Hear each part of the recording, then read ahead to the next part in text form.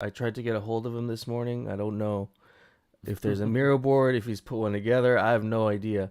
But I did kind of work with him earlier this week to put something together for a mission and vision discussion. So there is a board that I kind of put together for that.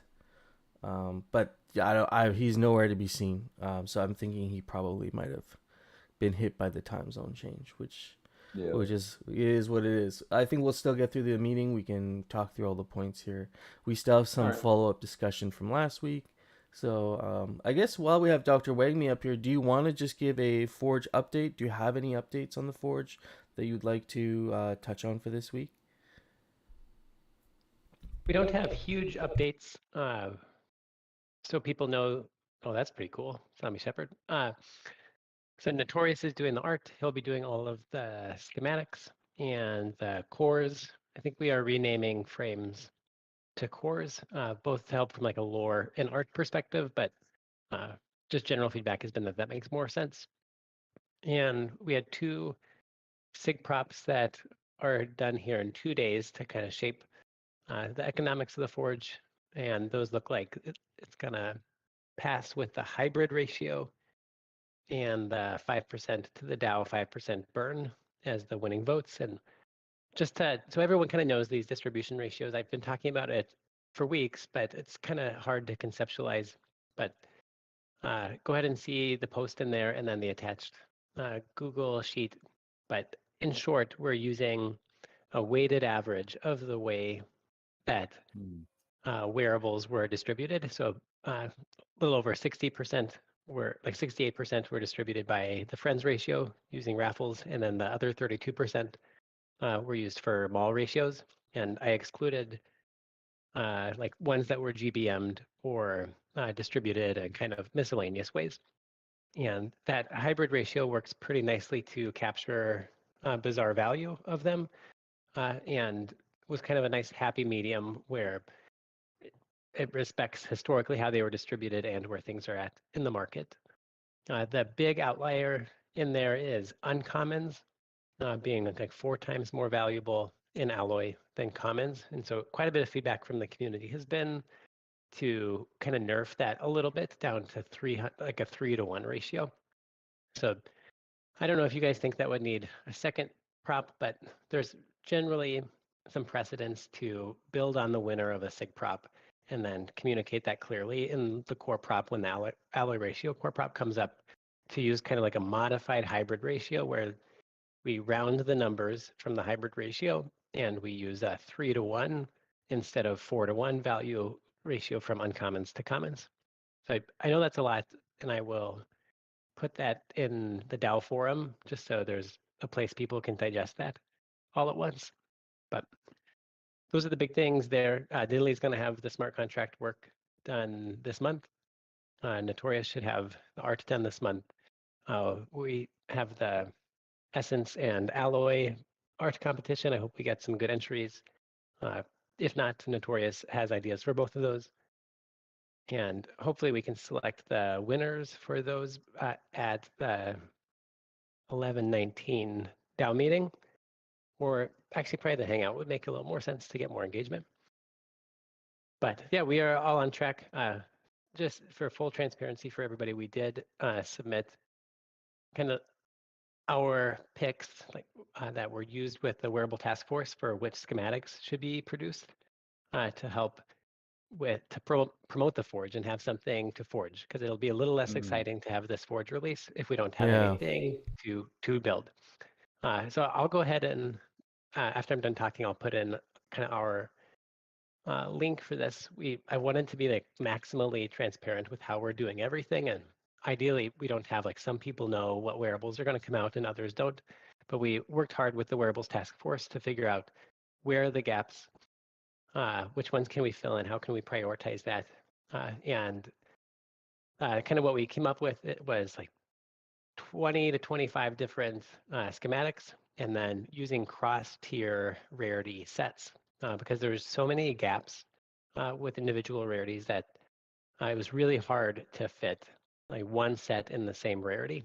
And there's a couple of advantages to this. Like one, we can fill in those gaps a little better, but also it's fun to have kind of an opportunity for natural progression with your sets, right? Like it's really hard to afford all mythical items, but if you have like one mythical or and two legendary as part of a set that can give maybe a Yeah. sense of progression, that's going to be even more meaningful with the Forge because you can kind of have this set and then you can save or use your rarity farming rewards, smelt down your stuff, and then create new sets that are going to come out in the future. So I think that'll be fun, but I am definitely open to feedback from the community on how they feel about cross-tier rarity sets.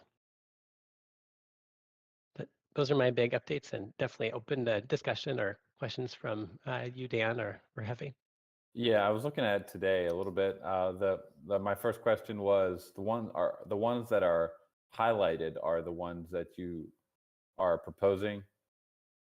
The ones that are the rows that are highlighted are the ones that are most likely to be prioritized for the DAO to issue extra cores, formerly known as frames. Here, and then here in the DAO meetings, I'll put this sheet here so we can look at this together. But so we Okay, know those that would need. Okay, so those would yeah, need new cores. Got it. right, and it could make sense to issue like schematics and have new sets that match the cores that are going to be GBM'd or available, because that way you can get all of the pieces that you need around this big event.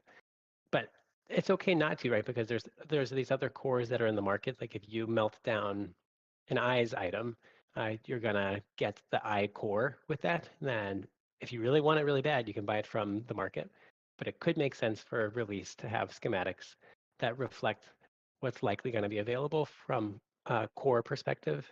And Mikey J is still working on kind of the economics of how many we should put out, what's the market effect of having extra cores, because this is really our constraint for like scarcity. Yeah. And we'll put some more time into those numbers, but I wanted to kind of give an early peek at the ones we're looking at that most likely will have additional cores released.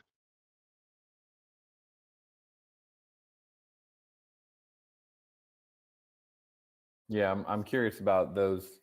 How many cores you guys are thinking for each rarity type? Like, do we have Yep, a me general too. number of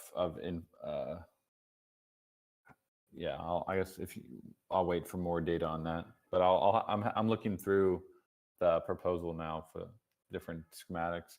Are all of this? I see there's a bunch of alternatives. Are all of the ones proposed here ones that you would like to see turn into a schematic, or would we be picking like a couple of each?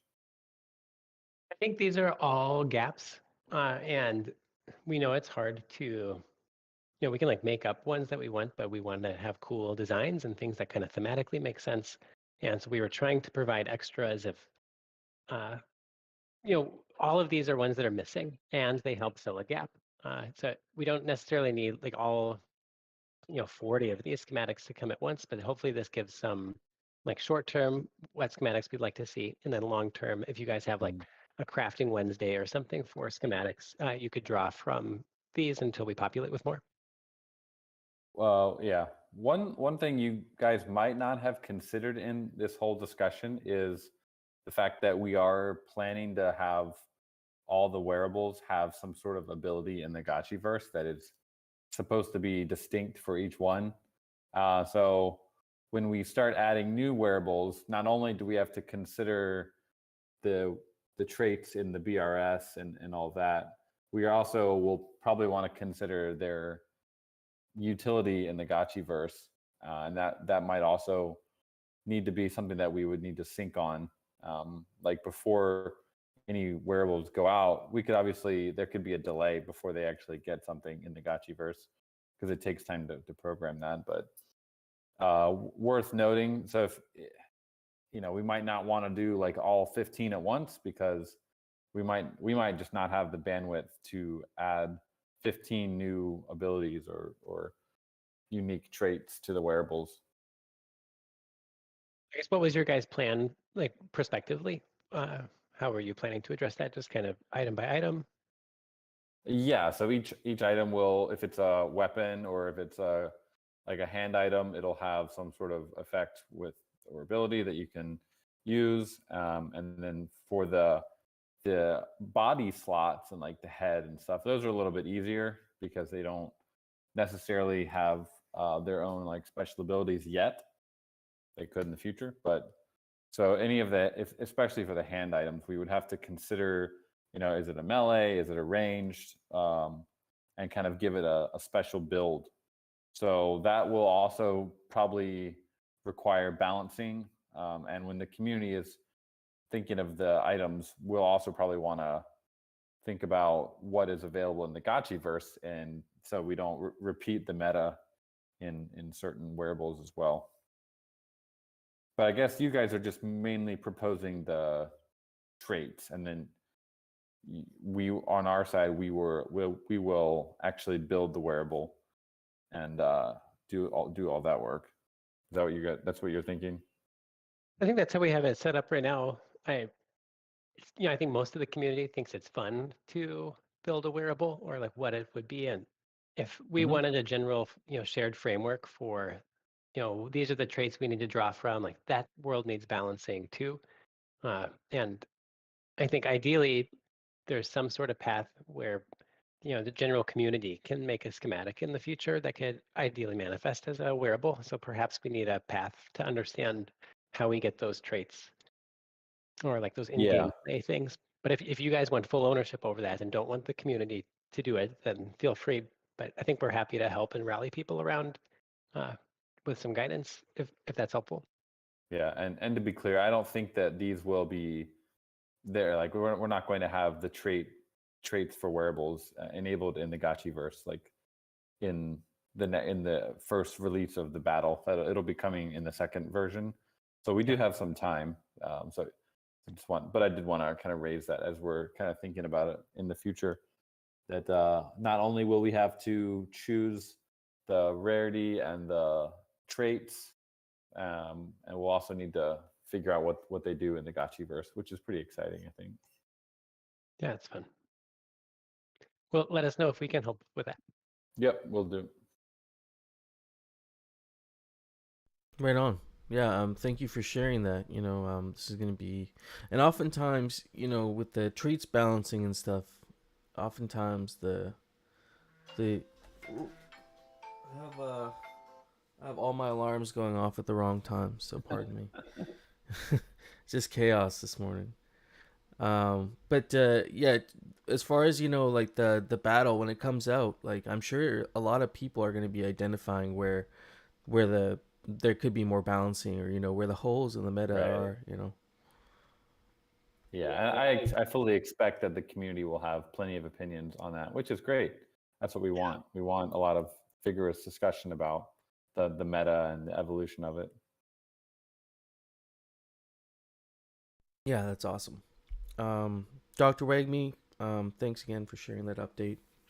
If y'all in here who are listening today do want to get more involved with the Forge discussion, we have an active forum here in the DAO forum in the Discord, and there's a couple threads going on with the smithing. There's a smithing skill progression thread. I believe there's a nomenclature thread, and then there's the main Forge thread. So definitely go check that out.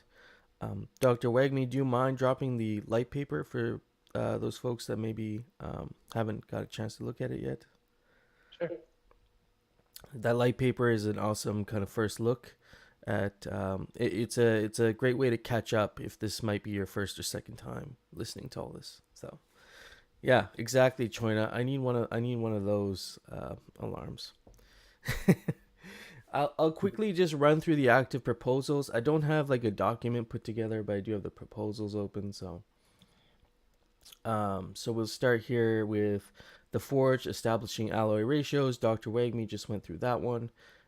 2 days left on that one, but it seems like you were saying the hybrid ratio is the one that people are voting on there. That one's winning.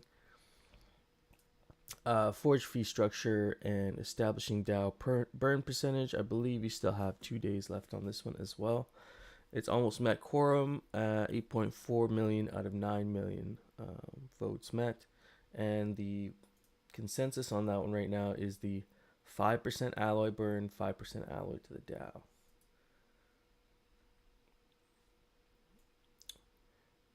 You have 3 days left on this one. Preventing owners from channeling gotchis listed for lending. This one just made sense, and of course, it's met quorum already at 96%, so majority vote on that one. Creating new wearable sets. This was a great idea put together by some Gachi Gang members. Some really interesting wearable combinations, and that one seems to have also met quorum. And yes, create new wearable sets. 84%. You have 3 days left on that one. 3 days left on enacting a bonding curve emergency plan. This was proposed by Moon. We had a more extensive discussion around this, or we began having a more extensive discussion around this. But the emergency plan is something we had to talk about, just in the scenario where the DAI is no longer stable collateral to keep in the treasury. So there's a plan implemented in place, and that has met quorum 11 out of 9 million at 95%. Again, you got 3 days left on that one to get your XP. And then you have the Forge request for funding and development. That one also has 3 days, and that one has already met quorum at 92%. So at this point, basically, I would say go vote on these proposals, because it seems like a lot of them will be, awarding XP, because they'll be going through. So definitely go have a look. You have 2 to 3 days to get your votes in. I still got to vote on these, so I'm gonna get my votes in, and then yeah. If you have any questions regarding that, you can always reach out to the author of those proposals. Big kudos to the community. All of these are reaching quorum pretty easily before the vault is voted. So just really encouraging to see such good engagement continuously from the community through the bear market. Actually, I wanted to bring up a point at some point. Maybe now is a good time. I think the quorum is probably actually a little bit too low now. Yeah. Because we did add voting power for the Ghost, the Alchemica, and the WAP Ghost. I think there's a couple areas that were added recently that I think maybe have extended the total amount of Ghost, but not quite sure. But I do feel like 9 million does seem a little bit low, maybe. But we should probably do an evaluation on that just to see if that's exactly where it should be, or if it's too high or too low. Because it does, like you said, it does seem like a lot of things are getting quorum pretty easily these days. Yeah, it's definitely Remind something. me, what was the calculation for quorum prior? It's kind of hard with the bonding curve, but yeah, I think it was 20% of the Ghost on Polygon. Got it. Well, Jared is really familiar with all this now, so if you think we need to go back to the drawing board, we can do another bounty for him to help update that, maybe. Yeah. Well, yeah, it's not the voting power itself; it's how we're valuing the quorum. So right now it'd be, I think we're valuing it at 20% of 35 million Ghost, and with all the voting power inflation from the NFTs, I think we're probably well over 35 million. But yeah, I've not looked into it. It's just something I kind of noticed recently, that it seems like it's fairly easy to get quorum even without the vault voting on stuff.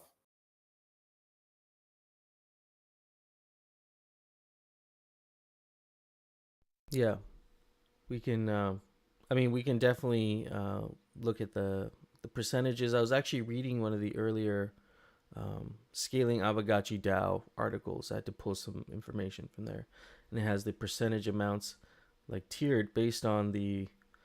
Well, in that document, it mentioned a tiered kind of quorum based on the type of proposal that it was. Yeah.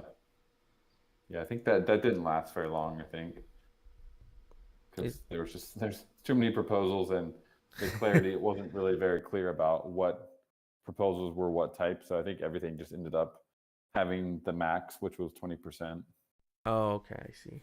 Gotcha.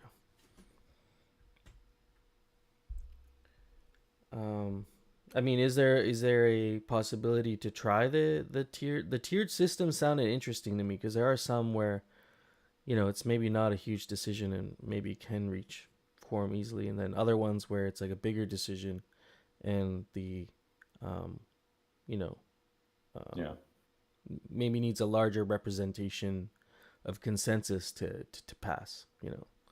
Yeah, maybe there's my general worry is that there's still plenty of people who are having difficult following just the basic template, adding their Gotchi ID. So if we try to enforce rules about like telling like they have to think about what type of proposal they're doing, might I don't know, it might make it even more difficult for people to kind of wrap their head around the DAO process. True. Yeah. But maybe not. Yeah, there would have to be some way. I'll think on it. I think we should all think on it, and we should have a good discussion about it. I just wanted to point out real quick. Last weekend I did kind of demo the bounty board, but I'll just drop the link here again if you want to check it out. I'm setting up a thing right now where you'll be able to put in bounty board suggestions, but I haven't implemented that yet. Right now, you can go to the bounty board. You can see if there are bounties available. I'm able to move them around based on their status. And then if you do want a specific bounty, you can grab the. Sorry, you might not be able to see in here, Coder Dan, but those watching the live stream can see that I go to the bounty board database. You click on the bounty that you would like. You grab just the bounty board ID. Each one has its own ID. And then you can just go to the claim form. There's a claim form, and there's just like 3 questions on it. Like, what's your ID, your name, application date, do you meet the requested skill set, estimated completion date, and then you submit it basically, and then that'll come to me, and then I can review that, and then I can issue the bounty. So still very much a manual process, but at least something that is public facing that you can go reference. And I'm going to be talking to the Forge team. I'll be talking to other DAO members, maybe even the DTF, to see if there are some bounties they see they could issue, even small ones, and I'll get them up there, and then that'll be the interface. So Cool. yeah, Yeah, it wiki looks really update. nice. Yeah, actually, Zanzi, that's a great suggestion. That could definitely be a great bounty. Actually, I see also Dr. Wagman mentions Bowtied Nerd is the doing the maintenance on it. Yeah, but even a updated front end or something would be kind of cool to freshen it up. We have V2 coming, so could have Yeah, a V2 that wiki. front end was literally made in about 3 days, I think, and could definitely use. Maybe there's probably much better tools out there. One of the wikis I've been on recently is Fandom. I don't know how you get on there, but it's quite nice. So There's a lot of cool stuff on there. yeah, there could be a bounty issued for some sort of a wiki refresh update. That would be kind of cool. So yeah, there's that. There's the bounty board. Pretty soon, I already have a tab here. You'll be able to request. So if they're, like Zonzi just said, if you have great ideas for bounties we could issue, you can actually go to the bounty suggestions box, slip them in there, and then we can look at them with the DTF and see what bounties they think would be most appropriate. And we can do that. Yeah. Okay, so there's the bounty board. Rarity Farming Season 5. There was a signal proposal, I think, that was made on that, but there was really no discussion around Rarity Farming Season 5. Could we, is there space here today to have a little bit of a discussion? Because I know someone I think Cookie Thief had put together a proposal for Rarity Farming Season. But yeah, we had no really real discussion around that. I'll pull it up here.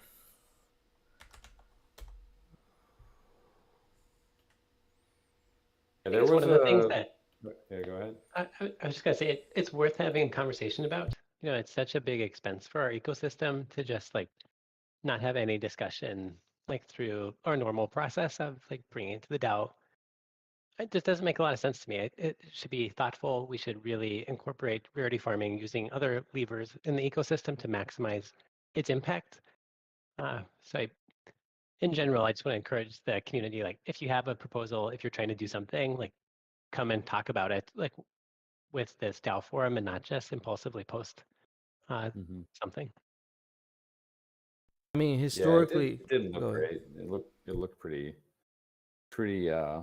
hastily done. I mean, historically, what we've done is if there was no discussion in the forums and someone just pushed it, we just ignored it. So, I mean, it's fair to say that if this is a kind of a democratic process or a fair process, there's gonna have to be a discussion. I mean, everything, especially something like this. So, is this something we want to have a discussion on? Rarity farming season 5. I guess the proposed. Was there even a proposed date here? It just says, "If it ain't broke, don't fix it." Yeah. That was the meat of the proposal. So he said business as usual in the post. It's like, yeah. Yeah, we should be pretty thoughtful about this. And I don't know, like where would this money come from right now? If we were to do a rarity farming season 5, 1.5 million ghost has to be in the rewards pool. Where would that be taken from? From the DAO treasury or? Well, that's one of my big problems with this proposal, right? He says by the player rewards pool, and then like separately in a couple like hidden conversations, he's been like, "Oh, that's fine to come from the treasury too," and it's way too much money to just like flippantly be like, "Oh, it should be this pool. I don't care. Maybe it can be that one instead." Like there needs to be thought on like at what rate are we replenishing these funds? Like what is our runway? Like why is it 1.5? Do we need to go smaller? Like we need efforts into like how we're going to like generate revenue. Like can we leverage the forge and the sales around that to get an idea for how much incoming ghost we can get for the pool? It just needs like so much more. We need to Yeah. be thoughtful about it, and it's really frustrating to see. Just it's got more votes than anything else. But right now, it's 14 million, so we have to address that. But I would like to see. I guess we want rarity farming. Like my own personal opinion would be to lower the rewards pool like a little bit, have it after the forge and after a sale, so we can get an idea for how we can replenish that and make it sustainable, but not just like get it out by November in late. Like that's a ridiculous proposal. I love the approach that you take with the value creating opportunities. Like the forge is a great example of that. And this could be a great way, just like you said, this could be a great way to leverage that somehow, and maybe even get a little creative, right? This is our fifth rarity farming season. We haven't had any. We haven't really done too much to change it. We've kind of kept it more or less the same. We changed the leaderboards a little bit here and there, but I feel like we could get a little bit more creative with it. And I don't have any specific ideas right now, but we could get a little bit more creative with this rarity farming and, either make it more competitive or introduce some new aspects, like you say, with the forge or the Gotchiverse or land farming. But we should try to think about what we're trying to accomplish with the rarity farming. The original idea of rarity farming is that it's kind of a virtuous cycle where people want to trade wearables in the bazaar, which is going to feed into the rarity farming rewards and be able to replenish them. Obviously, the trading has. I don't think we've ever gotten like a full season of rarity farming replenished just from bazaar trading. Not saying it couldn't happen, but probably in the current market, it definitely won't. But the intention is to have some sort of like virtuous cycle. Since we don't have any new wearables, we don't have any new primary sales. Like there's really not much to be able to fill those coffers at this point. So the forge does help solve that a little bit, I think. But we need to think about the goal. What the purpose of the rarity farming isn't really just to give a stimmy out to everyone who has owned an Aavegotchi since Haunt 1. That's not really the point. It's a nice part of it, but it's the main intention is to drive value and velocity of the economy. Yeah, I agree. I think it's even reasonable, like once we see what forging looks like, what forging skill looks like, to add that as one of the things we're incentivizing, right? Because engaging in the forge is going to be directly adding value to the entire market, and that's going to be driving revenue to make it sustainable. Whereas a kinship, I think it is a nod to people that have been around a long time, but we're giving 20% away for people to have a bot that pets their gotchi twice a day and brings no value in. So as we're trying to create a virtuous cycle, let's reward things that create value and make this entire thing sustainable. It's like rewarding forging skill, for example, would basically be like kinship for wearables. Like, how are you engaging with the protocol, engaging with your wearable in a way that actually creates and drives value? And I think we just need a lot more thought on how this can be sustainable, and it doesn't feel like that currently. Would be interesting if we, given that this is addressing protocol assets for the most part, and the forge is also very much tied with protocol assets. It would be cool to introduce a new kind of metric like rarity forged or something, for the gotchi, like how much alloy, or having some sort of other metric tie in with the rarity farming, aside from the ones we have. And there's also been some really good conversation around the kinship burn, being able to burn your kinship for channeling, and so having to take this, um, having to take a trade-off one way or the other could make things competitive. We've talked about introducing kinship potions. I feel like the next rarity farming season could be a lot more interesting if we were to wait, like at least even a couple months. We'd have a way better, more creative, have more creative conversation around it.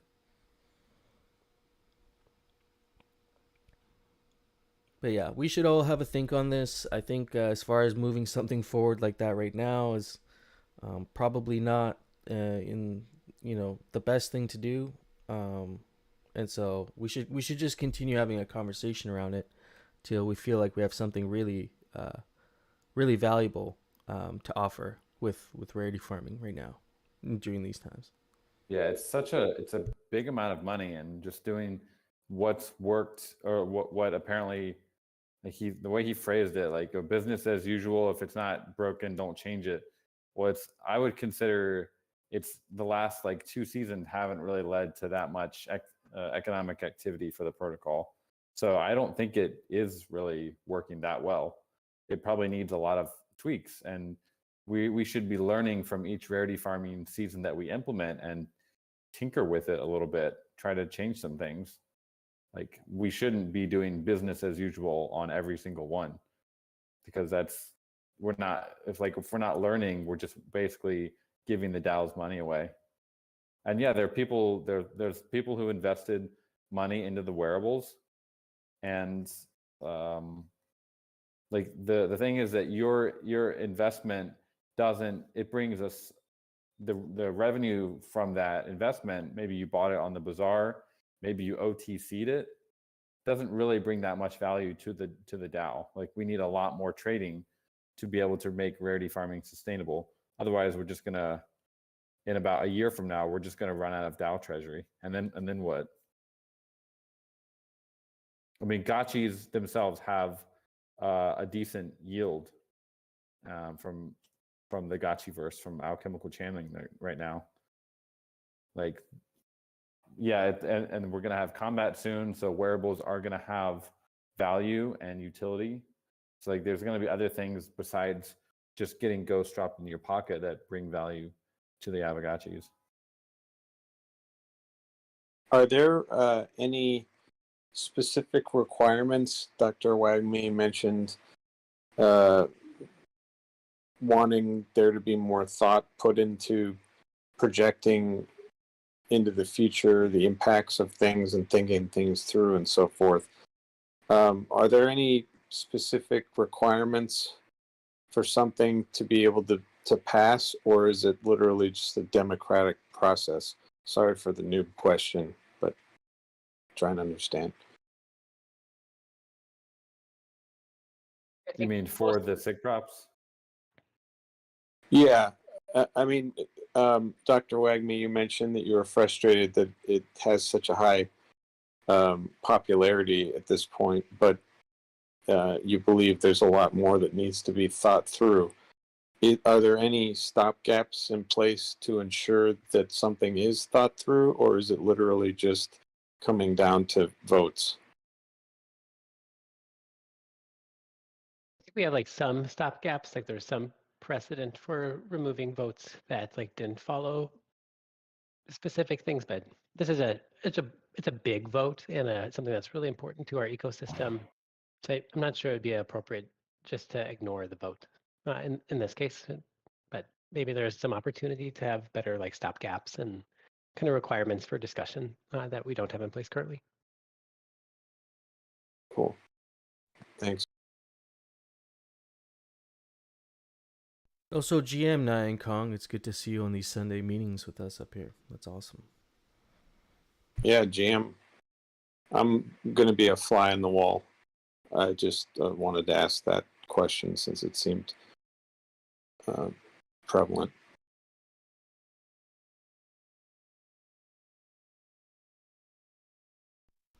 Yeah.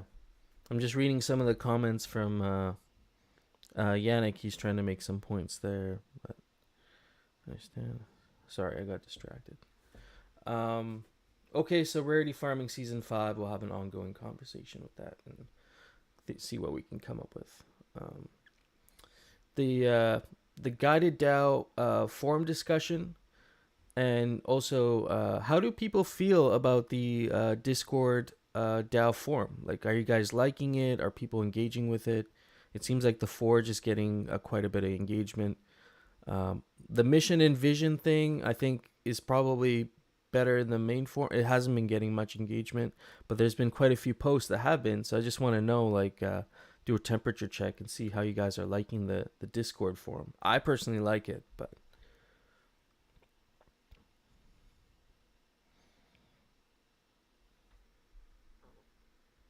I haven't really gotten into the swing of using it that much still, just because I don't really use threads that much to begin with.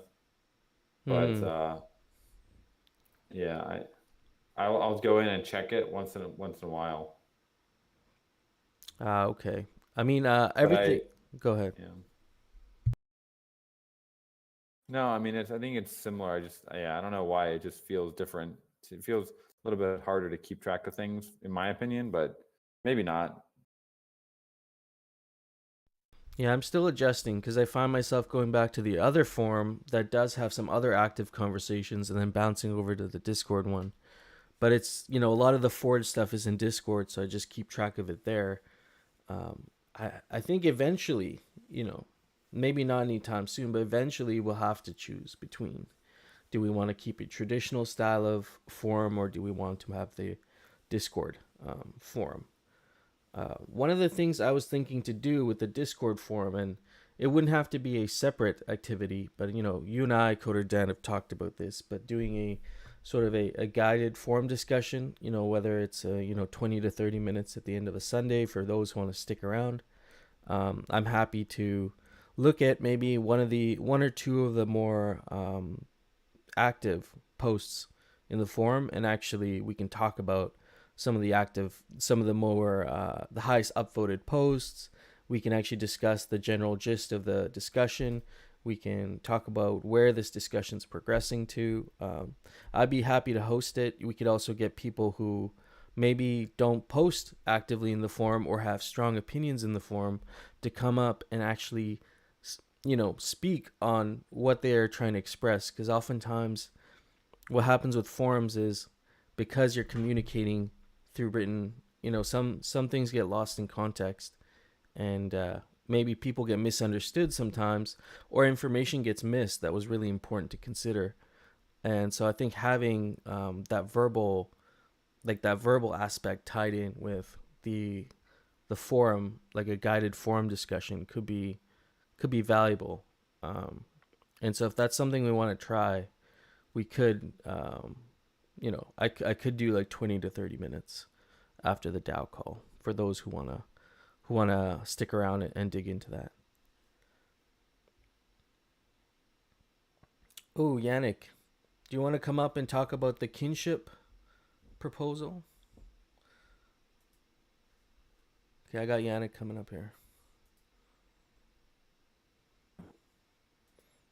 GM. Good evening, everybody. Hey. I want to talk a little bit about the current situation, and second about kinship, original gang kinship proposal. So with original situation, I think we must be very careful with redistributing values inside our ecosystem, because it won't bring any value. It just they just transfer it inside. So we must be very careful with inflating some assets like rarity, etc., or items or anything, because it will simply just transfer values from one group to another. Maybe it'll help a little bit, but eventually won't resolve anything. And it's regard to many proposals flying around. We can accept them, but we must be very careful. And second is regard to my kinship, original gang kinship proposal. It is also a way to change economics, but this proposal is for those who don't know. Short story. You basically have two choices. One choice would be to maintain or grow your kinship, and second choice would be to channel. And what it does, it already cuts. It should cut, if everybody behaves sanely. It should already cut efficient alchemical inflation twice, because around half people would choose to, or 60-40, something like that. I'm not sure. It's speculation. But this already will inflate and change the dynamics of Alchemica, because half people will farm, half people will choose kinship speculatively. So this proposal is not like redistributing of value. It's just change of the dynamics, because I agree. We had a great success in many aspects, but in economy, we didn't react as fast as market did. So we need more robust economy and more dynamic. Like people should have multiple choices, variables. It should be also based on market conditions. Our economy engine must be smart and resilient. And I believe this proposal is will help to change Alchemica dynamics. But it's very simple. I loved it since original concept. It was genius because it created this game. It's very interesting to play this game, kinship game. It would be interesting to watch. So I don't have models because I didn't prepare this. If I have more support, I will put more effort to it.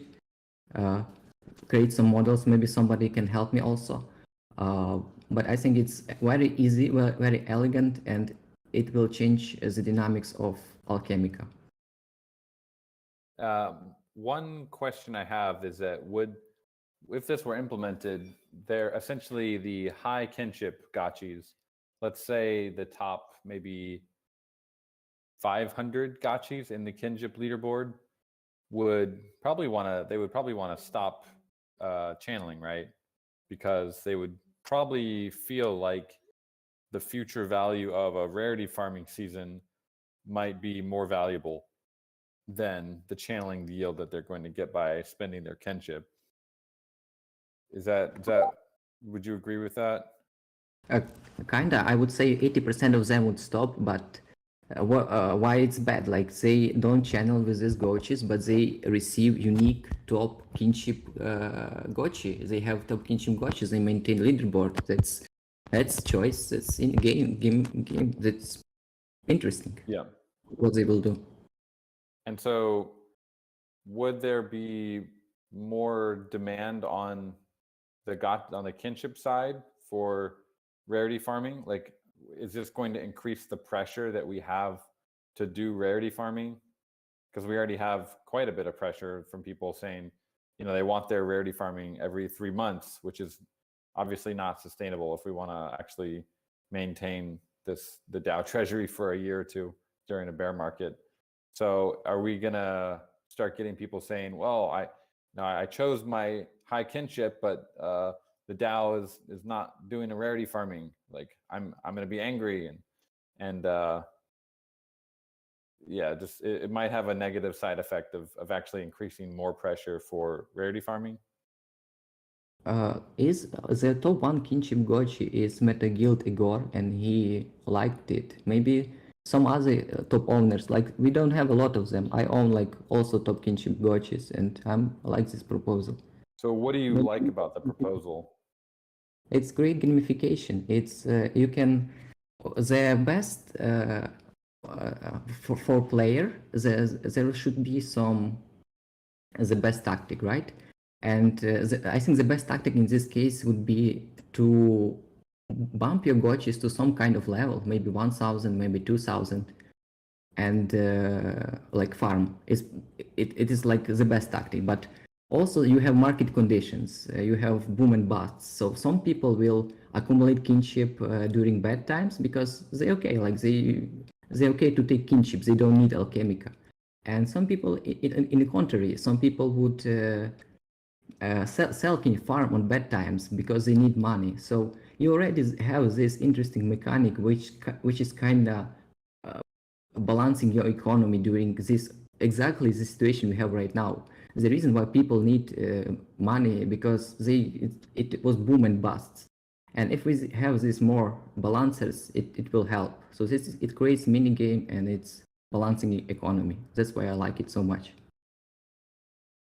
But you're balancing the economy in a way based on what yield you can get now from alchemical channeling, and what if you think about it from the sacrificing kinship to get channeling, you would, if you wanted to maintain your position on the leaderboard for a future rarity farming season, let's assume there's no other utility for kinship, which might not be true, but currently the main utility for kinship, high kinship gotchi is the kinship leaderboard. And so if you are choosing to play that leaderboard game, you would rightfully want to have more funds allocated towards kinship in rarity farming, and maybe more rarity farming seasons. I mean, as one of the largest holders of gotchis, is that what you are thinking of, or what's your perspective on that?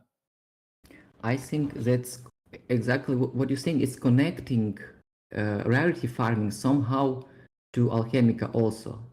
So from my perspective, it just creates one more mechanic for me to play as a player, and it's help economically, I think. I have street economy. I don't have any degree, but my instincts would be that we will have this balance, what I explained earlier. And I don't know how people will act. Everybody will act to its own situation. We can create some models. We can model the situation, but I said my instincts only. Yeah, I guess my main worry is that we might have a situation where people are always calling for more raffles because friends are always inflating. The high kinship gotchi crew might say, guys, it's been 3 months since our last rarity farming.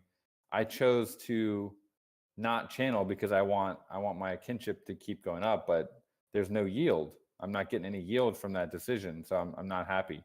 I'm going to push for another rarity farming season. But that's suicide. You kill your game during bad time. We cannot pay when we don't have money. So for us to choose do more raffles now, do more payments now is.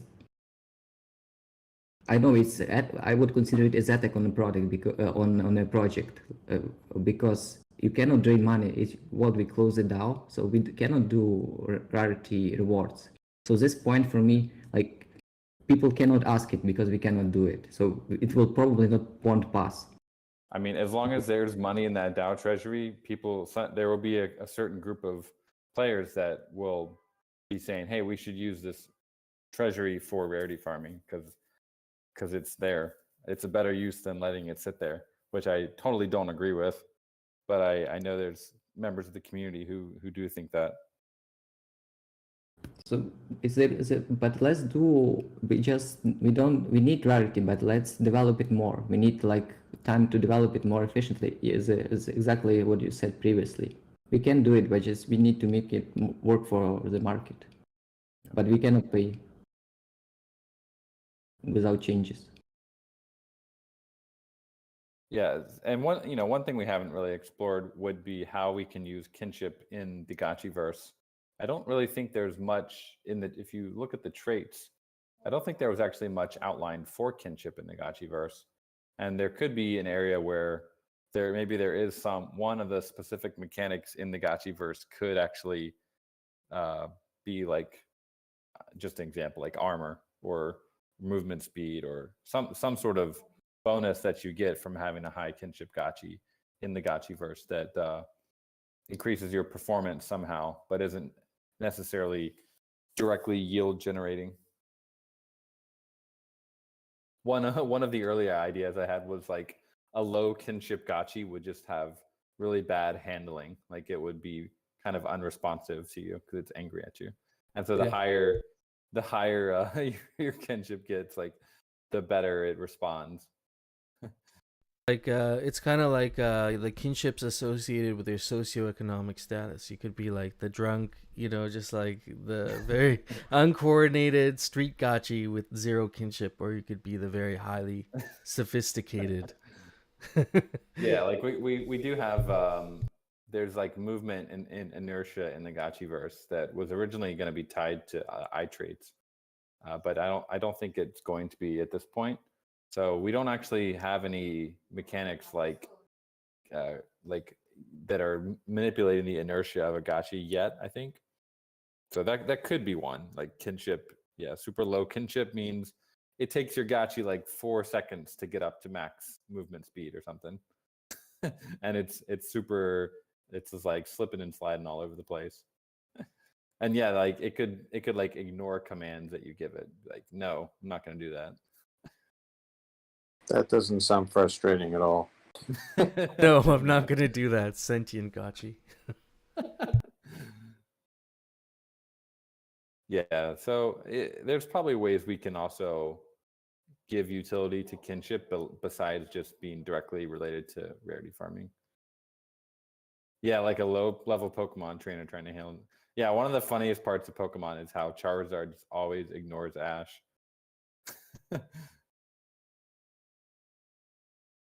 So aside from exploring how the different aspects of the economy can feed into each other and manage inflation and all that, are there any mechanisms in place for the DAO treasury in terms of funding that's voted on, in terms of having, I don't know, like some kind of protection for a certain percentage of the DAO funds to make sure that in order to tap into that, it needs to fulfill certain specifications or minimum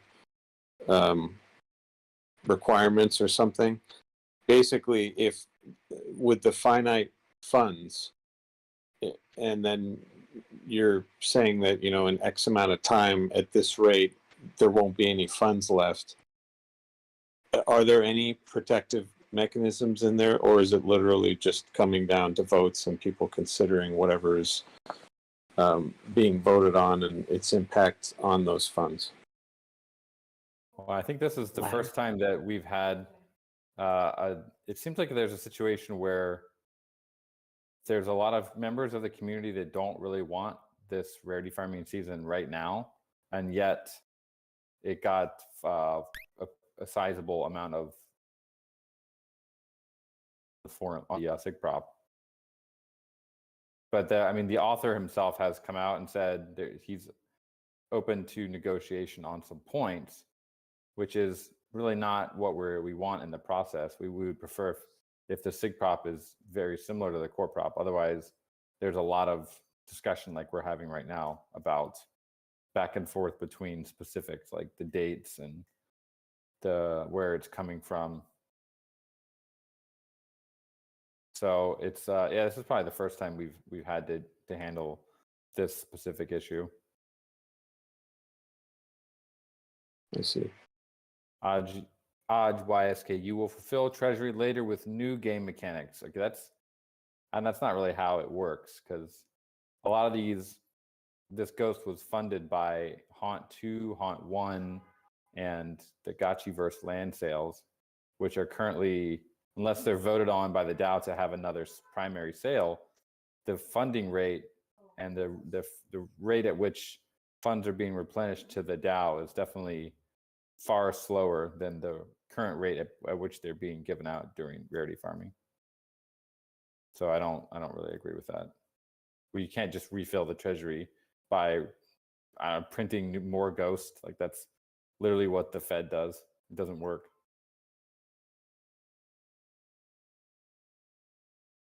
Yeah. Yeah. I see Hardcore has dropped the mirror board. Thank you. Glad you made it. Like the new designs you got going on. There's some proposals on here I don't think we'll have time to cover for today, or some threads, I guess. But I did want to talk about, if we're okay to pivot, I did want to cover some of the DAO mission and vision and get a form out to you guys and kind of get that discussion kind of rolling. I've been trying to see if we can get some engagement in the forum, but I haven't been getting any bites. But that's okay. We'll actually work on it iteratively through these DAO meetings. And so the first, can I actually move on from what we're discussing? Yeah, I think we've covered it. I don't want to cut anybody off, but if we can move on, I would like to talk about. We'll get into the mission and vision here. These are some slides I put together with Hardcore. Yeah, there's some links I can drop, but basically one of the articles, when I was thinking about the mission and vision, I thought, well, there was a really good article that was written, one of the first few articles that Aavegotchi wrote and published on Medium on scaling Aavegotchi DAO, and that's kind of where I started to kind of read up and look back at how we were thinking back then, and where we're at now. And maybe we can ask some really good questions to get the vision and mission statement together. So I'll start with maybe this form I'll drop to you guys. Definitely check this out. I would like you to provide your input. Essentially, what this form is. Let's open it up.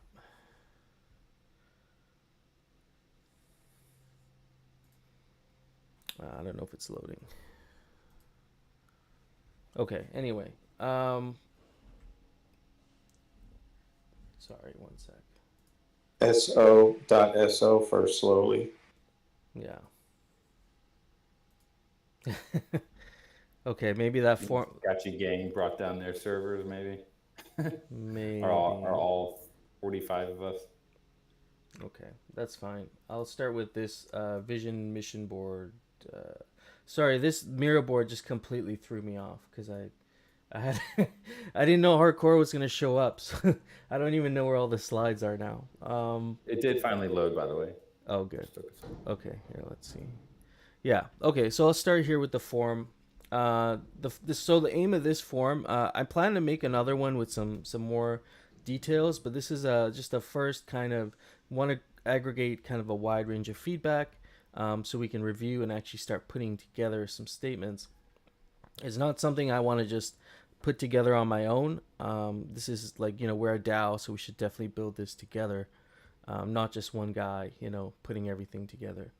So we can start here with this form. And so I'd like the DAO to kind of help me put together some really high quality questions we could put together on a survey. And I'm requesting for your input. So basically, what we need to come up with is a mission statement. And really, I think the mission statement for Aavegotchi DAO should try and accomplish two things, two main things. Explain why Aavegotchi DAO exists. What is our purpose? What are we trying to do here? And what actually makes Aavegotchi DAO really different from any other DAO? Like, we are very unique in a sense. That we are, GameFi. We have a financial aspect, but also a gaming aspect. We're social. There's a huge community aspect as well. So somehow tying that into the mission statement. Although it is challenging because the mission statement is usually a one-liner, and unlike a slogan, they usually don't have like buzzwords or anything. It should really, drive that message of why we exist and what makes us different. So. I did have some examples pulled up, but I can't find them now, unfortunately. So really, what questions could you ask to develop a really good mission statement for Aavegotchi DAO? And, just put in your input there. And then the vision statement is more of a longer declaration. And that will clarify our meaning and purpose for all our stakeholders, and addressing all the stakeholders. And then also describing our long-term success as a DAO. The vision statement should be kind of a forward-looking statement, and it's important.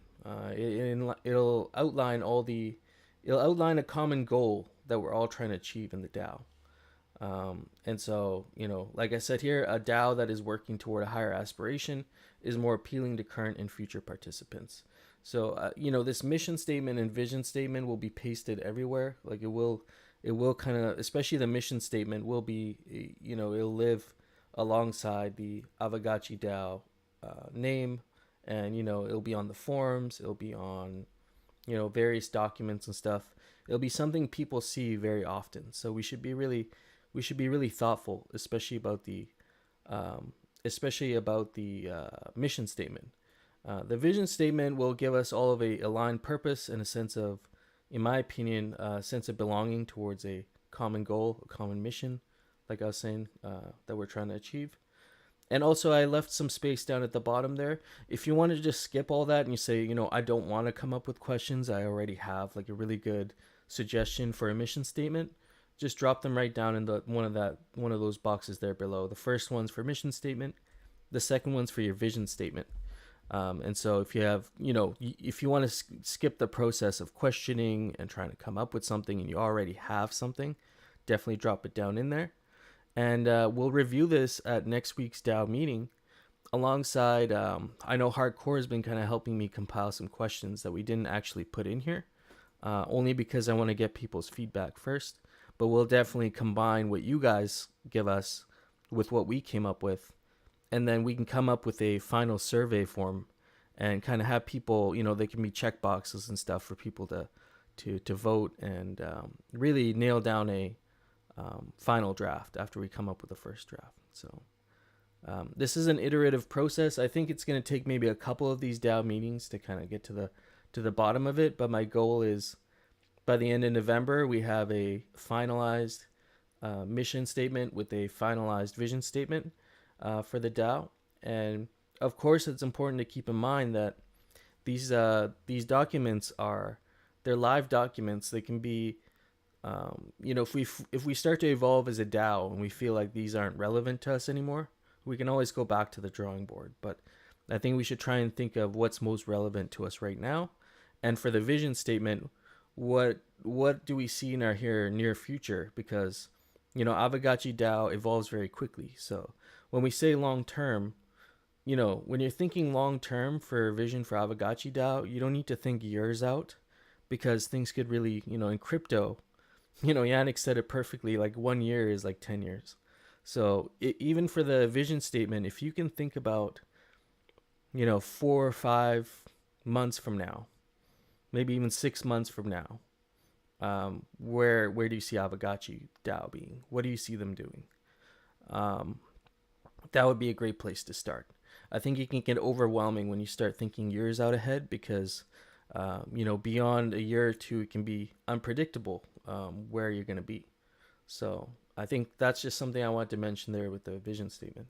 So I'm looking forward to the input that we get from this. And I have some background, just some slides that I wanted to cover. Sorry, give me 1 minute. I'm trying to figure out where these slides are. Okay. I'm glad Hardcore was able to. Was it the time zone that affected you? That almost got me too, man. I was almost an hour late. I'm glad I can make it though. There's some articles we've been looking at. There's a great paper that Vitalik wrote on decentralized societies. There's also a great article on Chainlink on the Chainlink blog, referring to. Let me see if I can find it. It's a building and scaling.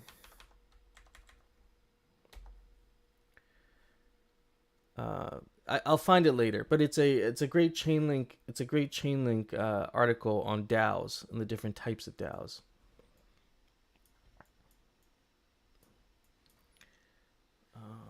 Where?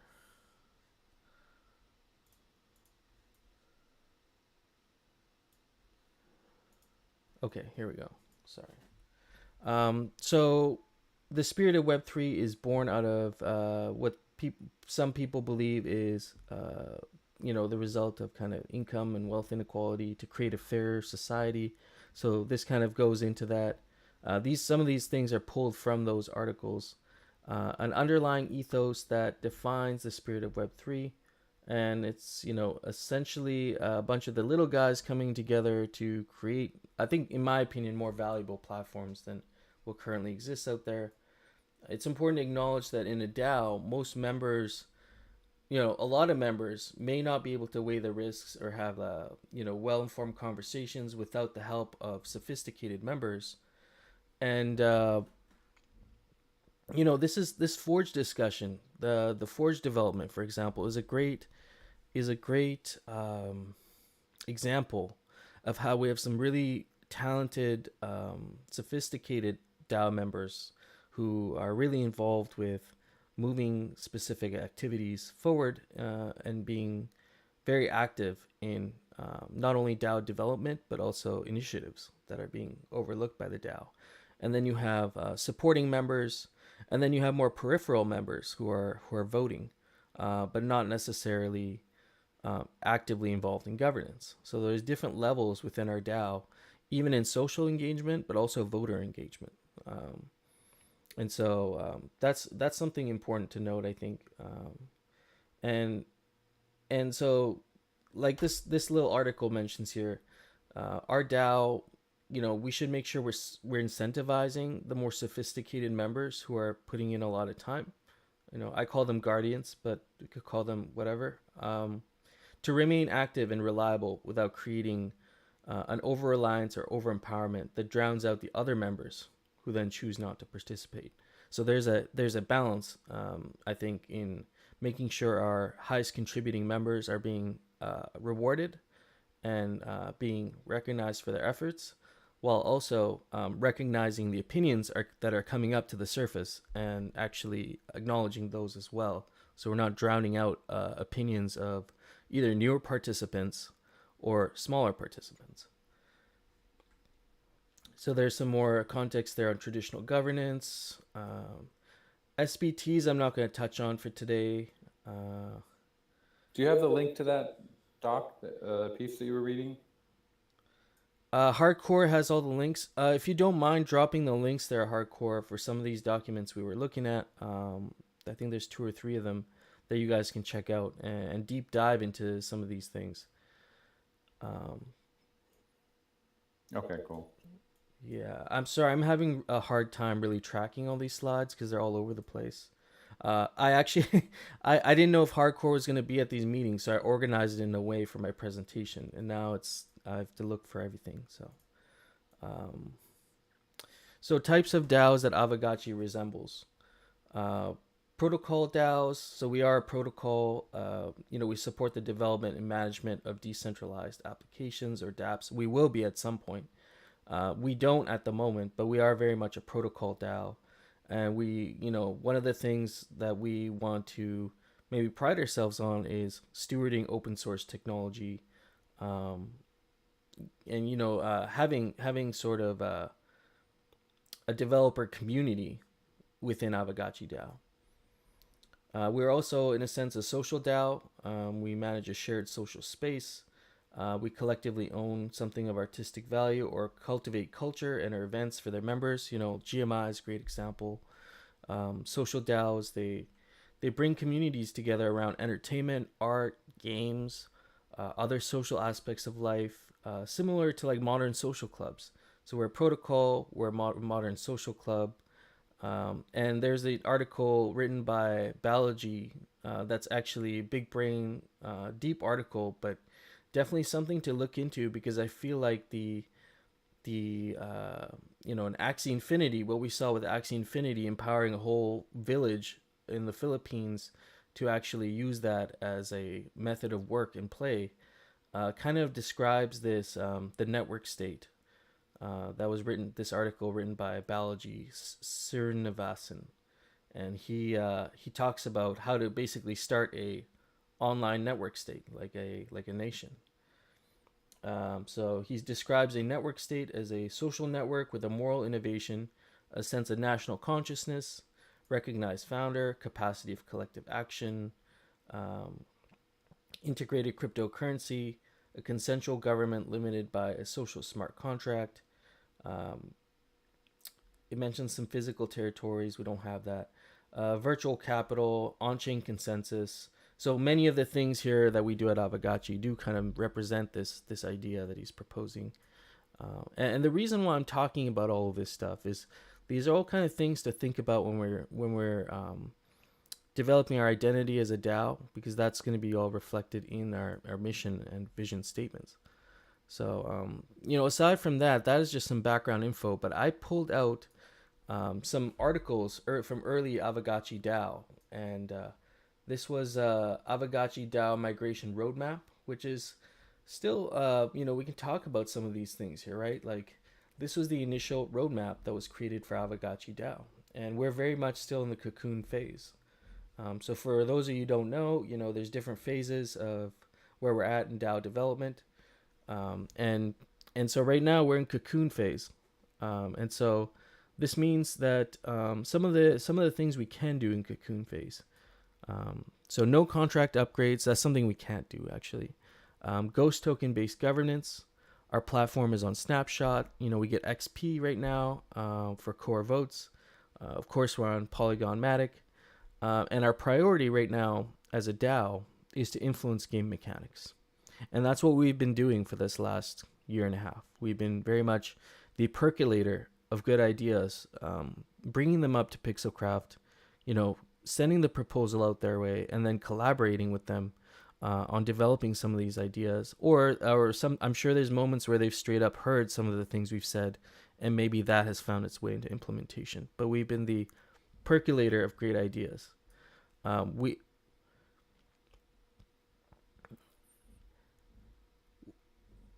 We do influence game mechanics, though. That is kind of what we do. I can give some more context on that. So the Gotchiverse is a game built on the Aavegotchi protocol, and theoretically, yes, it could be a totally separate entity.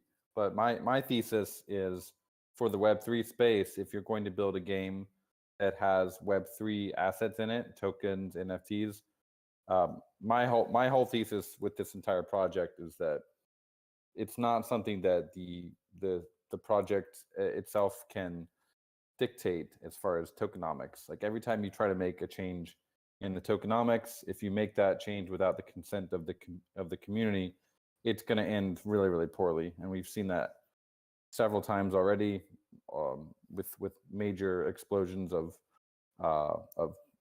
just gaming protocols where their users kind of turn against them or just leave the game, rage quit because their voices were not heard. So yes, while I agree that the purpose of Aavegotchi DAO is not to influence the Gotchiverse game mechanics, it is granted that authority by us, and we are working together with the DAO to make the Gotchiverse a truly Web3 game that is kind of I like to call it built in a decentralized way, although it's I feel like that's a little bit extreme to call it like decentralized game development because it's not quite there yet, but it's kind of where we would love to go in the future. So I've been kind of calling it community-driven game development, and I think that's where we are pretty much with the Gotchiverse. Like we're developing it, but there's a lot of times where we love to have input from the community, and sometimes the community comes with ideas that we weren't even thinking of, and we're happy to try and implement those if possible. But as far as like a purpose for Aavegotchi DAO, yeah, I think that almost becomes if you get into the weeds of saying, the purpose is to, which I don't think Hefe is saying, by the way, it's the purpose of Aavegotchi DAO is not just to govern like the Gotchiverse, it's the Aavegotchi protocol, and yeah, and Think of them more in parallel terms. Yeah, side by side. Mm-hmm. Like, I mean, aside from what I think, it's just what I think. I mean, that's why it's good to get everyone's feedback. And so if you have something that is something you disagree with, I'd definitely like to see that, like in the forum, and have you kind of express your opinions. Because, like, I just have one opinion, and I actually agree with a lot of what you're saying too, Dan. So I think we're. Do we have a forum post for this yet? There is a forum post. Hasn't been too it's in the DAO Discord here, so maybe that's why. But I kind of put down all the context that we were talking about here in the forum post, and we've had some engagement. But again, if you have some opinions to express, definitely get in the DAO forum. We have a Miro board set up on this now too, so there's a dedicated Miro board just to creating this mission and vision. And so I'm not going to go through everything here, just for the sake of time, but I did want to go through some of the things from this early article because I thought they were kind of relevant. Being able to look back and see where we are from when we wrote this. And so, like, I'll ask you, Dan, I guess, do you feel comfy where we are in Cocoon? Or do you feel like maybe we are somewhat moving? Maybe we're not in metamorphosis, but we're well on our way there. Where do you feel we're at right now on this chart? Like one of the major goals is to actually have the on-chain execution. And it's just the whole space seems to be moving so slowly on this.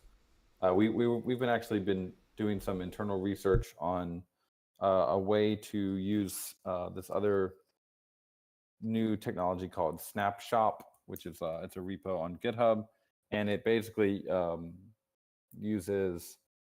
you to have on-chain voting without having to have all of your assets checkpointed, which is like a fancy way of saying every time you transfer your asset, like Ghost token, it counts your voting power. So this is what Compound and Aave do. And so we've been looking into this, and it works fine for Ghost, but it gets when you start getting into NFT assets and like the LP pairs and Realm, it gets very, very complicated to do that, and we're not even totally sure it's possible because it's like trying to calculate the value someone's voting power. Like for Yannick, for example, he's got a ton of gotchis, and so for each gotchi we have to loop and calculate the voting power of that specific gotchi.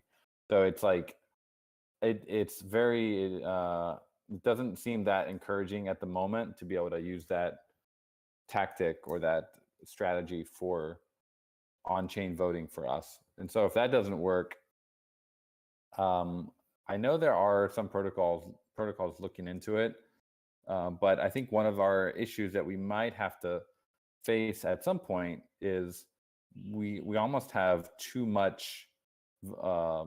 assets that are granting voting power in the ecosystem, and that might make it more complicated for us to have on-chain voting in the future, because not every on-chain voting protocol is set up like Snapshot, where you can just kind of give voting power based on subgraph queries.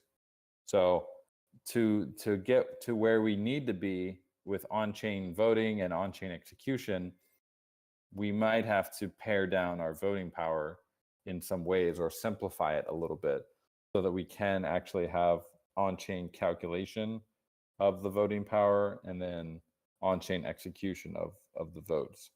That's kind of the trickiest thing that's preventing us from going forward into the next phase. Oh, interesting. Okay. I've been talking to a team at Wonderverse, and they might have some interesting solutions, but I haven't really brought that up yet, just because, yeah. But I actually am thinking about what you're saying, and there might be a solution. But Hey, Hefe, is there time for me to just interject quickly? yeah, absolutely. So I'm still very much new to the whole DAO thing. I'm very newbie and learning about it. But I'm well versed in game development. My impression as a noob for the DAO is its purpose is to perpetuate this entire Aavegotchi experience in all of its forms, which includes the economy and the game itself.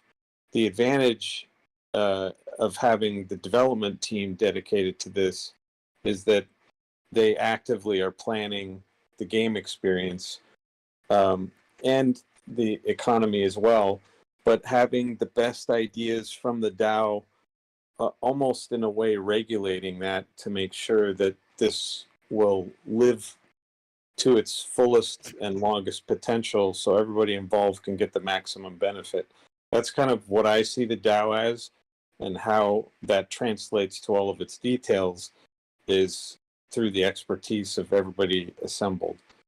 Is that roughly accurate or not?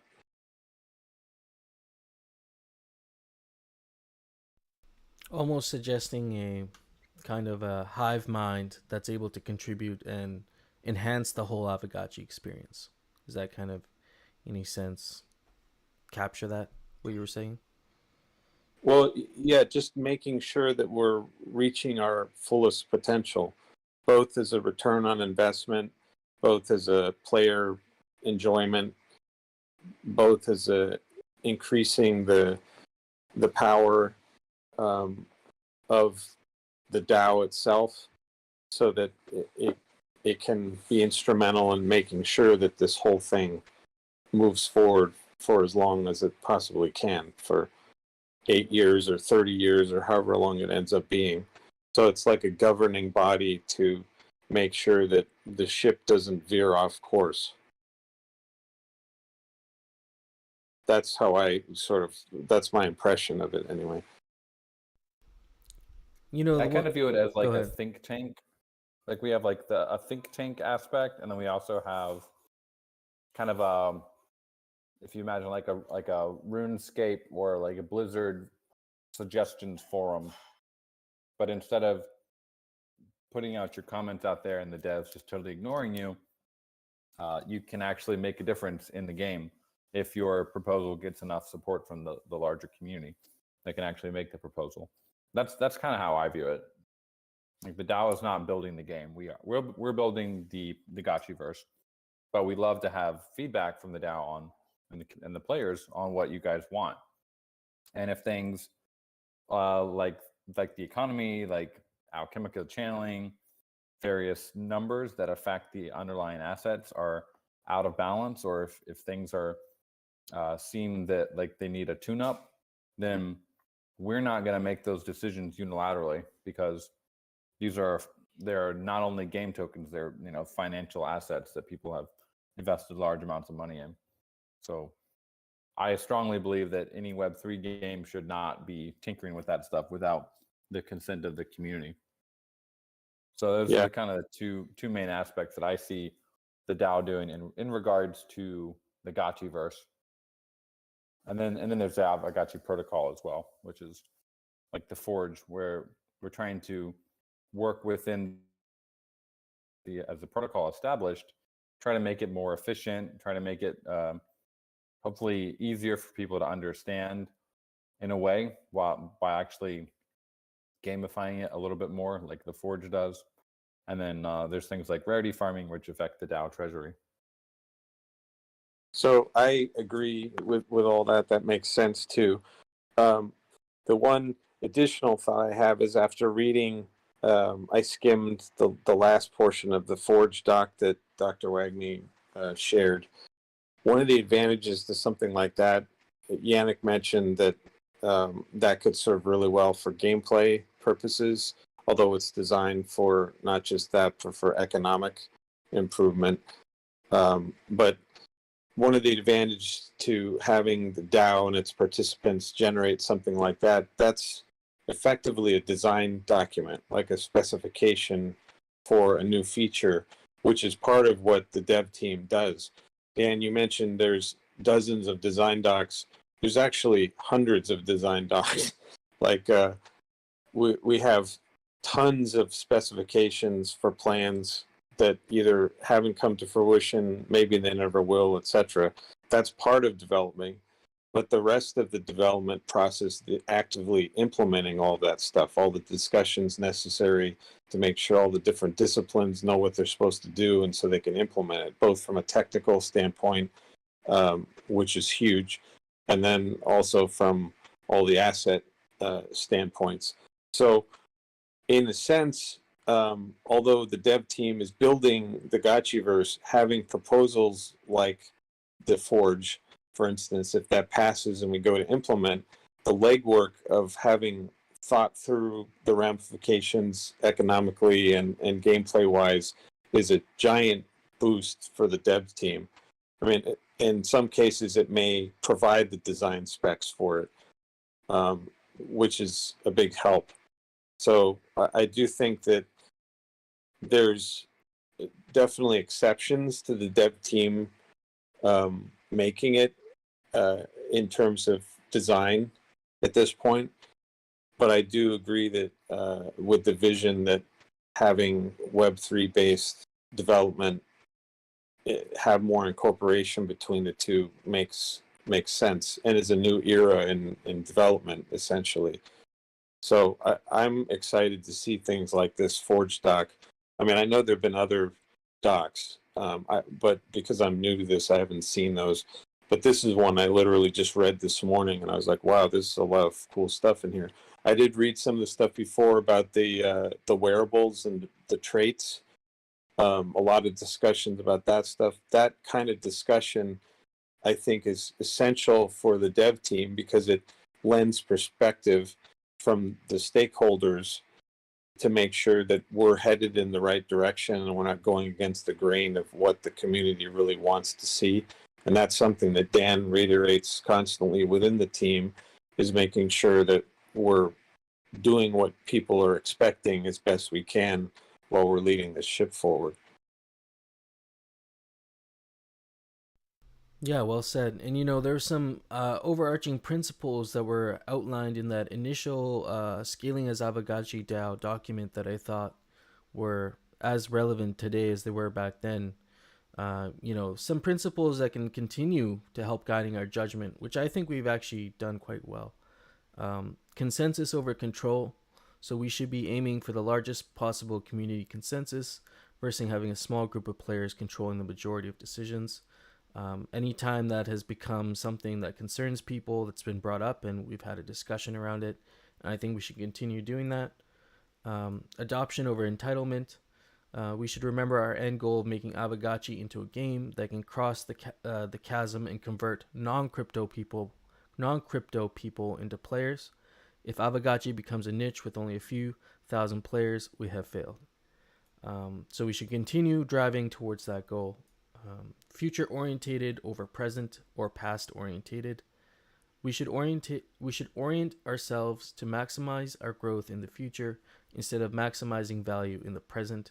It is inevitable that mistakes will be made, but we should trust in ourselves that they can be corrected in the future. And I think we've done a really good job on not only iterating on certain processes, but also going back and saying, well, that didn't work. Maybe we should, turn it off for now, come up with a better solution. And despite, certain participants maybe getting upset, everybody kind of came to terms over time on maybe that was the best decision. So these are some of the principles that I just found there, and when I read them, I'm like, wow, these are as relevant today. We should continue to remember these as we're like moving forward, as a DAO.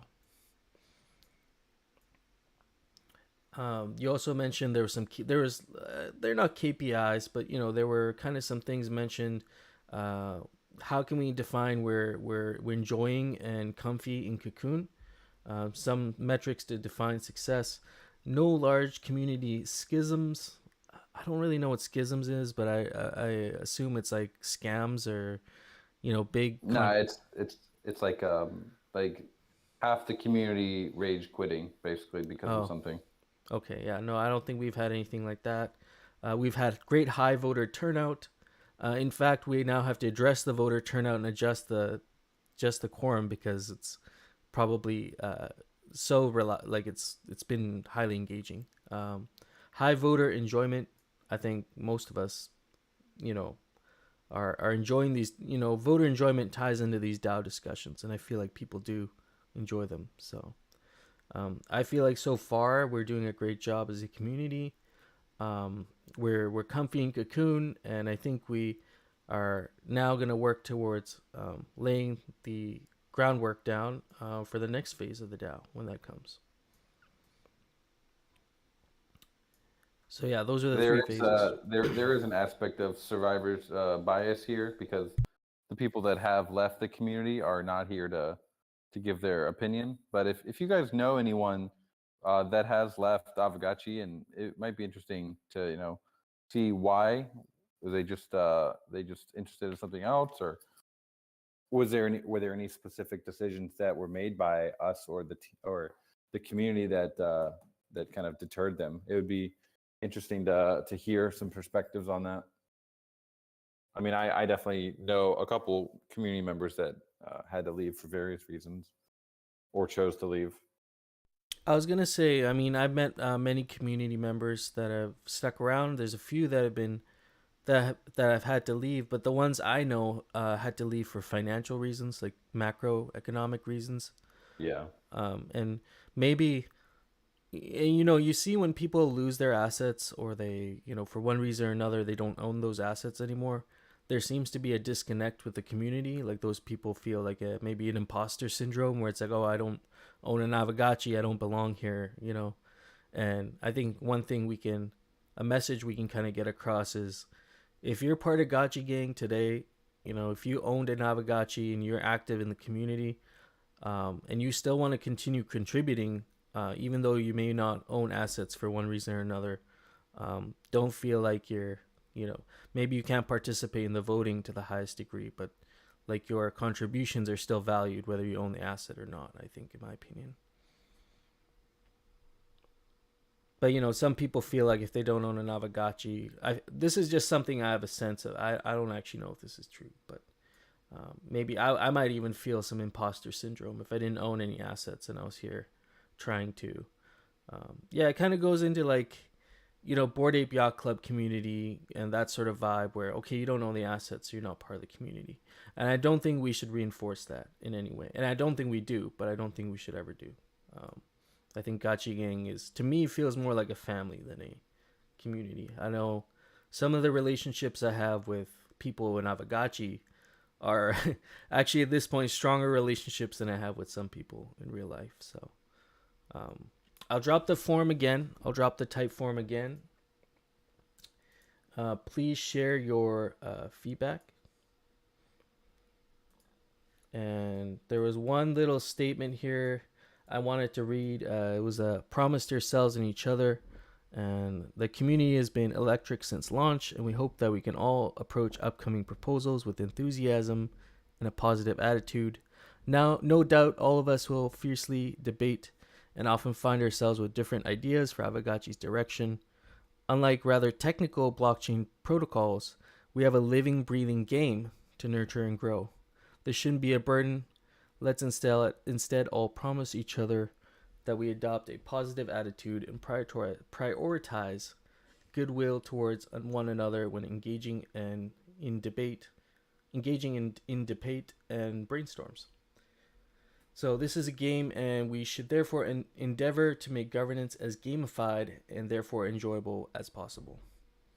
And then it says Wenhaunt 2. So this was a while ago, but I think this still stands today. You know, a lot of the reason why I wanted to cover some of this stuff today is because I think it gives context to how we should think of our mission and vision as we're putting this together. Hopefully it's helpful while you're filling out this form here. And I'm looking forward to your feedback. So also shout out to Hardcore, probably last minute coming in here and getting these frames together. I appreciate it.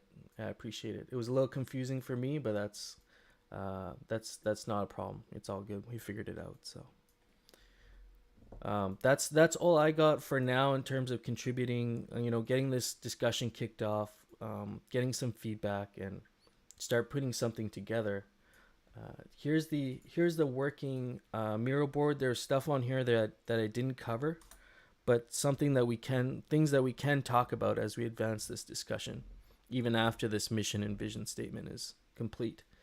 And then I believe there are some links plugged in there that I talked about that you can check out. There's also this article that Chainlink did, and this is probably one of the best articles I've read on DAO governance.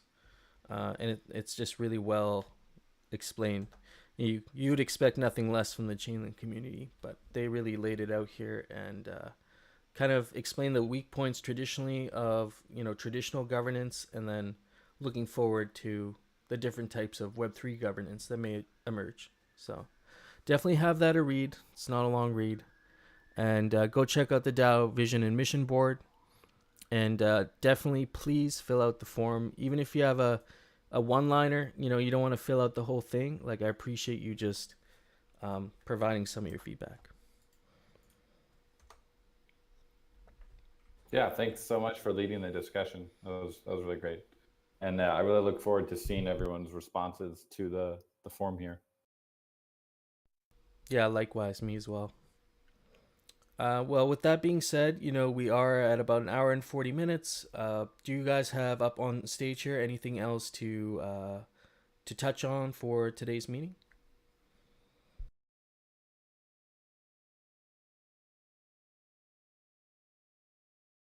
No, I don't think so. No, I think I think pretty good. It's been really helpful.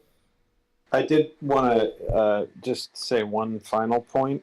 Following the thread discussion that's been going on, some people have voiced opinions about Gotchi being kind of overwhelming for a first-time player, whether it's farming or whatever the parts of the game experience, or knowing where to start.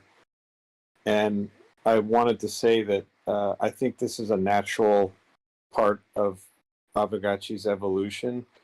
Like this first part, we're trying to build the core experience to have enough there to attract new players to get them in.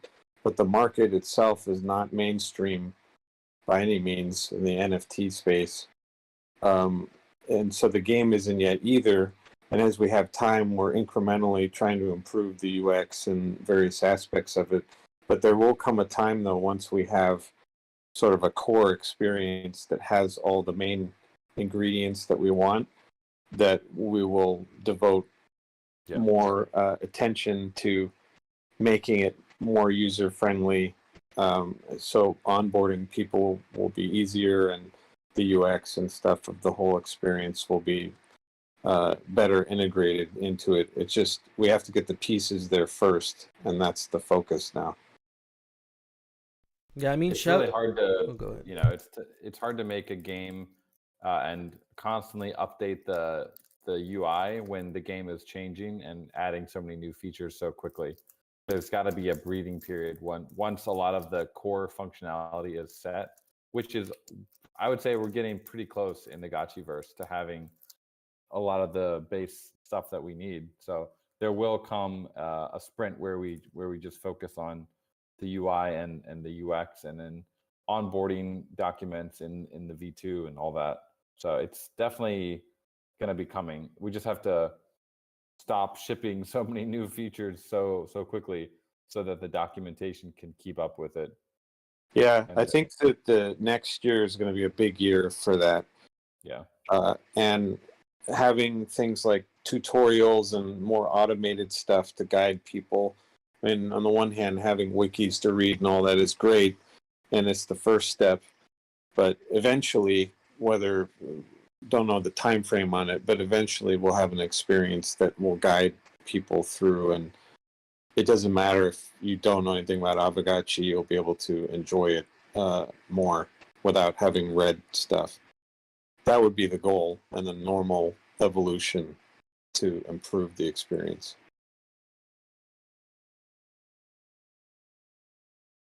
Yeah, absolutely. And it could maybe, like what we discussed earlier, the refreshing. Actually, first of all, shout out to you guys already, making the user experience a lot easier than it was when I joined, because the updates you did to the front page of the main Aavegotchi page, that I've got some feedback on that from new people joining Aavegotchi that I know, and they've said that that's helped them. So that was definitely a great move on your guys' part.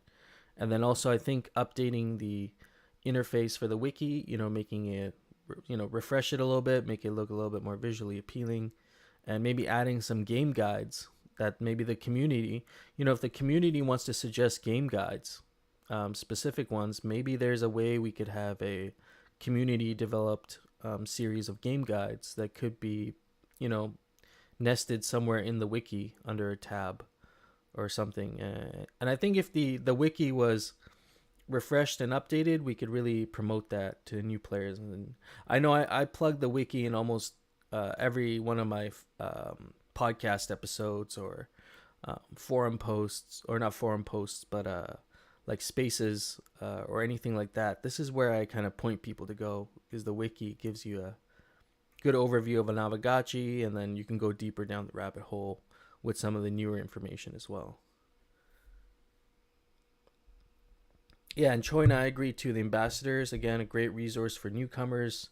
But yeah, including the work that you do, Gotchi Farmy, GMI, like we all have that goal of trying to empower other newcomers to get more involved in Aavegotchi. So yeah, just a quick thing about the wiki. It's really just I would say it's more of an archive at this point, and Bowtie Nerd is doing a great job of keeping it kind of up to date with all the the latest proposals and the latest game mechanics. But as a resource for a newbie, I think it is pretty difficult for someone to like drop into there and find out what is possible with this game. So maybe the DAO or we could organize a team to actually like rewrite certain parts of the wiki that are more focused on gameplay or like the new user journey. Yeah, I mean, that could be the name of a tab, like the new user journey. I like that. And having a like a wiki review committee or something, right? Yeah, just like you would have with a Notion or some docs. Like we have the docs.gotchiverse.io. It's docs are always, it's so hard to keep them up to date when things are changing so quickly. So they do always get out of date. Like by the time they're written, they're already out of date sometimes.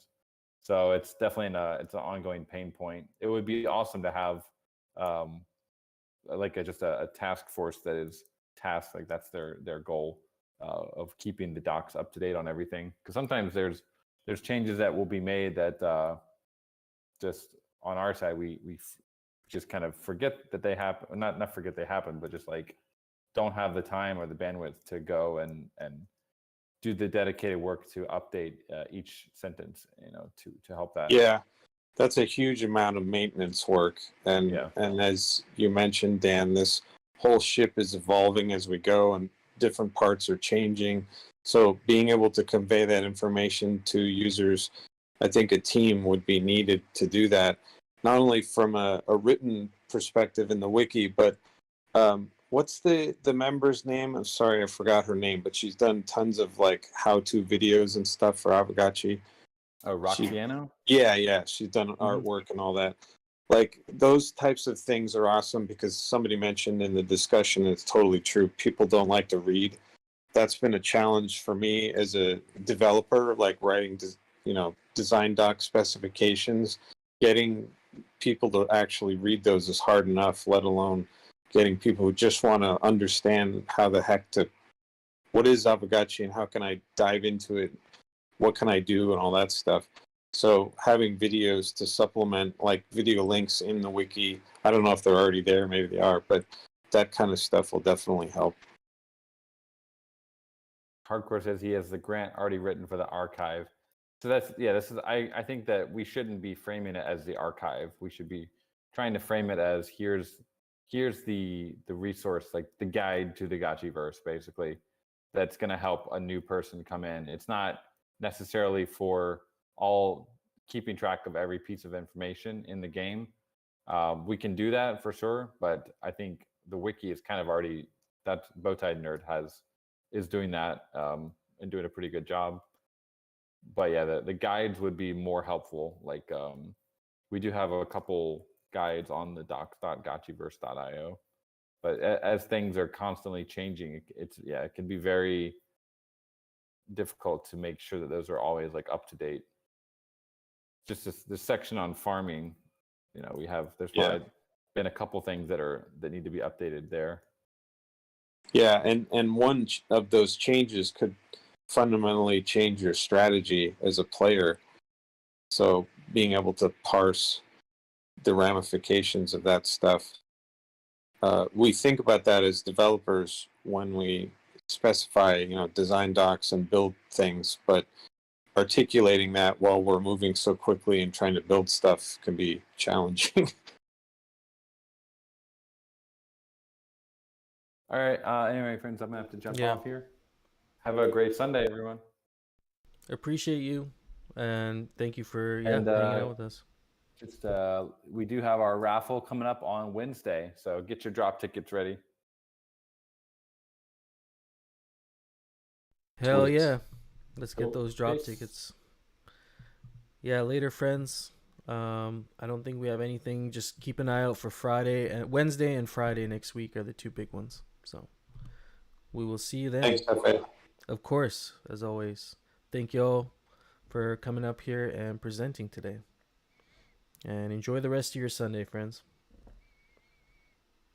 Later. Peace.